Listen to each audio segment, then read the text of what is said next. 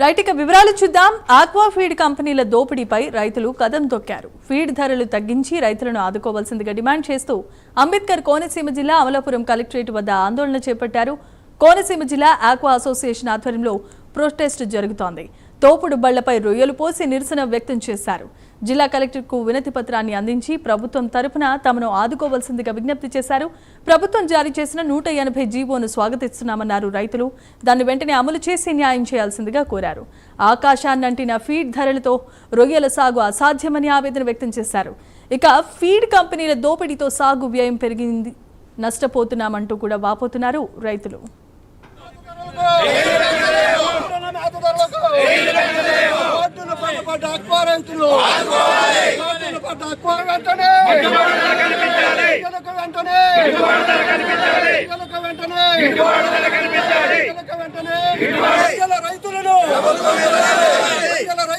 ఈ రోజున అంబేద్కర్ కోనసీమ జిల్లా కలెక్టరేట్ లో మా కోనసీమ ఆక్వా అసోసియేషన్ తరఫున ఈ రోజున ఈ కార్యక్రమం చేపడుతున్నామంటే రాష్ట్ర వ్యాప్తంగా ఒక ఆక్వా సంఘం ఏర్పడి ఆయన ఆదేశాల మేరకు సంఘ అధ్యక్షులు భగవాన్ రాజు గారు, కార్యదర్శి నాగభూషణ్ గారు ఆదేశాల మేరకు ఈ రోజున మేము ఇక్కడ కలెక్టరేట్ వచ్చి వినతిపత్రం తెచ్చుతాం. ఎందుకంటే మేత రేట్ల గురించి అన్ని వివరాలన్నీ కూడా మా నాయకులు పదే పదే చెప్పారు. కానీ ఈ రోజున పరిస్థితి అంటే మా అమలాపురం పరిస్థితిలో మేము ఏదో రేట్లు తగ్గిస్తామని మేము ఈ నెలల నుంచి తిరిగాము. కానీ మేము మాట్లాడుతుండగానే యథాప్రకంగా రేట్లు అనౌన్స్ చేయట్లేదు. కొంతమంది రైతులు మీరు చూశారు, కొంతమంది రైతులు ఇంకా మేము ఈ మేత రేట్కే మేము రైలు పెంచలేమని సుమారు 120 కౌంటు 130 కౌంటు రైలు పట్టేశారు. మా రైతులతోటి త్వరలో సీఎం గారు కానీ, లోకేష్ గారు కానీ, మన పవన్ కళ్యాణ్ గారు కానీ మీటింగ్ ఏర్పాటు చేసి ఈ రైతుల సమస్యలు పరిష్కరిస్తారని ఆశిస్తూ సెలవు తీసుకుంటాం. మా రైతు సోదరులందరూ కూడా అన్ని విషయాలు చెప్పున్నారు. ఇప్పుడు ఎన్టీవీ ఆయన అడుగుతూ ఇప్పుడు జియో ఏర్పడ్డది కదా, జియో యాక్టివేట్ అయ్యారు కదా, 180 జియో అది.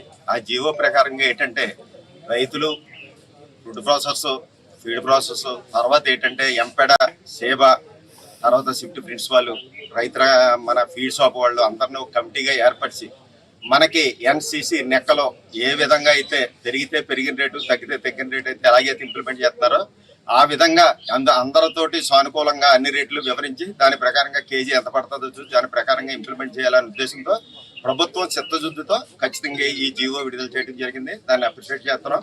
కానీ దాన్ని త్వరగా ఇంప్లిమెంట్ చేయాలని మేము కోరుకుంటున్నాం. ఫోర్స్ఫుల్ హార్వెస్ట్ చేసి, అంటే పంట కాలం పూర్తి అవ్వకుండానే హార్వెస్ట్ చేసి రైతుల్ని పూర్తిగా దిగాలు చేసిన కార్యక్రమం ఉంది. దాని నుంచి విముక్తి కలగాలని ఈ చట్టాన్ని ఖచ్చితంగా ఇంప్లిమెంట్ చేయాలని కోరుకుంటూ